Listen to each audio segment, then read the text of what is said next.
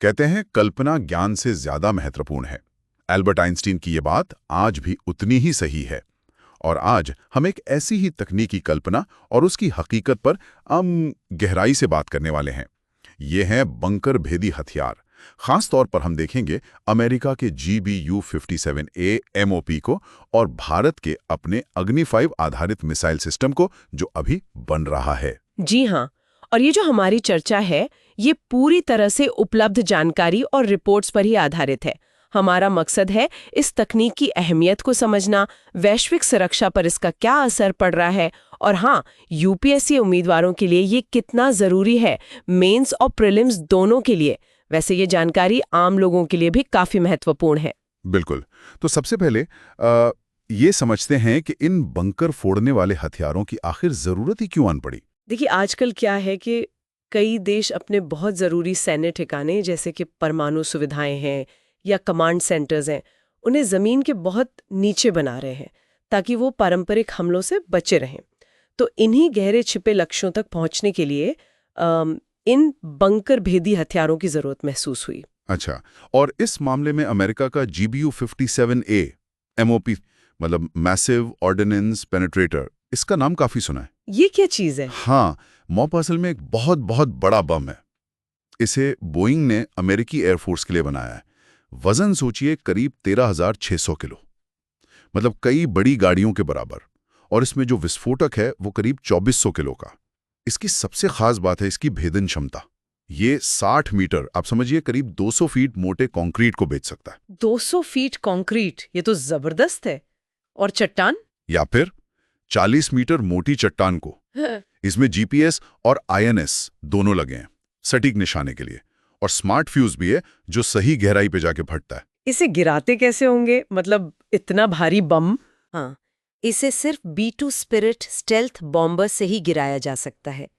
ये बॉम्बर दुश्मन के रडार से बचने में माहिर माना जाता है। एक B2 ऐसे 2 मॉप ले जा सकता है।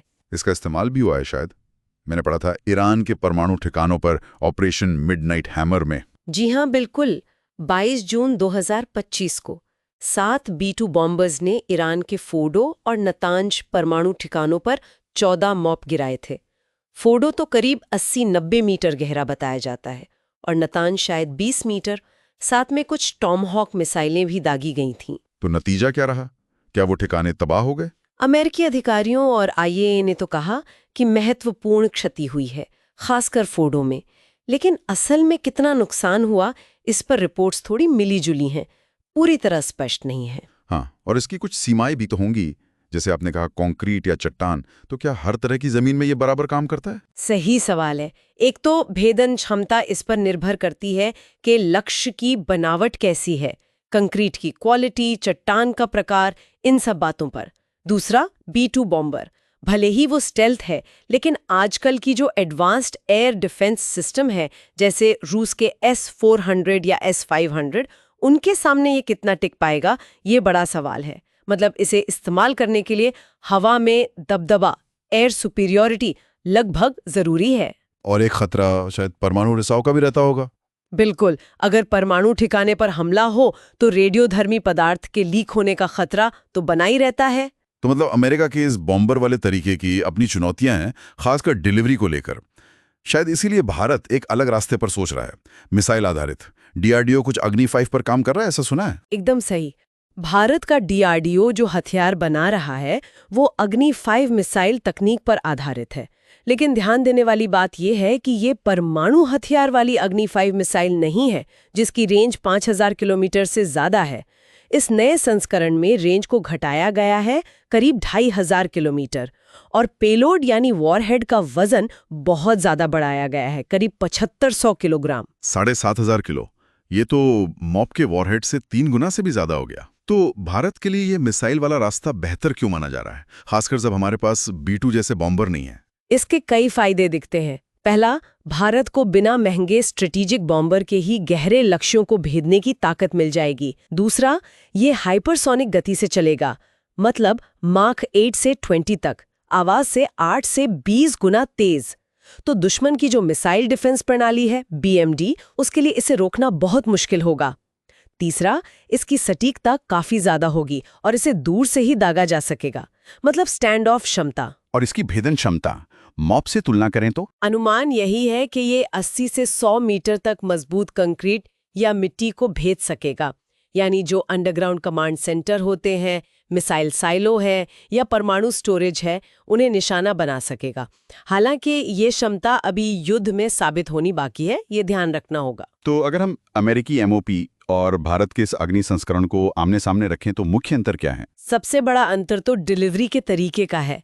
MOP के लिए B-2 बॉम्बर चाहिए जो स्टेल्थ तो है पर खतरे में आ सकता है, जैसा हमने बात की। अग्नि संस्करण एक मिसाइल है, हाइपरसोनिक है, BMD से बचना आसान है और हमला दूर से किया जा सकता है। पेलोड और भेदन क्षमता में भी फर्क है। MOP का वॉरहेड 2400 किलो, भेदन 60 मीटर कंक्रीट। अग्नि का अनुमानित वॉरहेड 7500 किलो और भेदन 80-100 मीटर। और रणनीतिक नजरिए से देखें तो मतलब फ्लेक्सिबिलिटी के हिसाब से? देखिए, MOP युद्ध में इस्तेमाल हो चुका है, पर यह महंगा है, कम संख्या में है और B-2 पर पूरी तरह निर्भर है।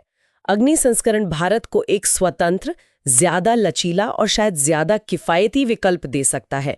खासकर हमारी अपने क्षेत्र की सुरक्षा चुनौतियों से निपटने के लिए ये अहम साबित हो सकता है। ये तकनीकी बातें तो अपनी जगह हैं, लेकिन इनका जो रणनीतिक असर है वो काफी गहरा है और ये UPSC की तैयारी करने वालों के लिए समझना बहुत जरूरी है। निश्चित रूप से पहला असर तो प्रतिरोधक क्षमता यानी डिटरेंस पर पड़ता है।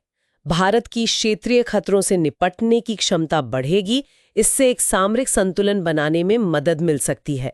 दूसरा, ये नियंत्रित वृद्धि यानी कंट्रोल्ड एस्केलेशन का एक विकल्प देता है, मतलब परमाणु हथियारों का इस्तेमाल किए बिना भी दुश्मन को भारी नुकसान पहुंचाने की क्षमता।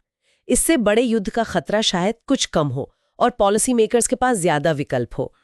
और क्या ये युद्ध लड़ने के तरीकों को भी बदल रहा है? मतलब मॉडर्न वॉरफेयर पे इसका क्या असर है? हाँ, बिल्कुल।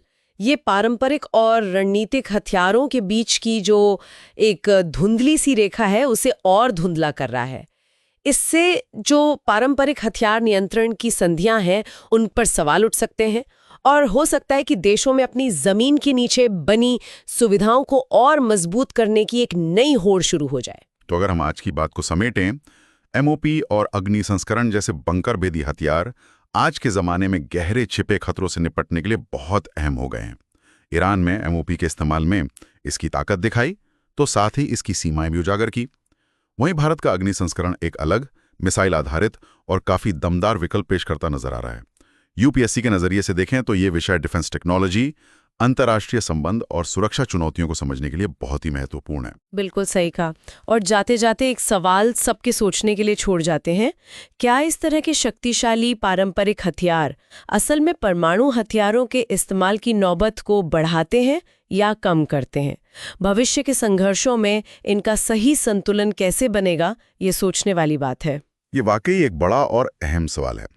खैर, अगर आपको हमारी ये गहरी पड़ताल, ये चर्चा उपयोगी लगी हो तो इसे लाइक करें, हमारे चैनल को सब्सक्राइब करें और अगर आपके कोई सवाल या विचार हों तो नीचे टिप्पणी में जरूर लिखें। अगली बार फिर मिलेंगे एक नए विषय के साथ। नमस्कार।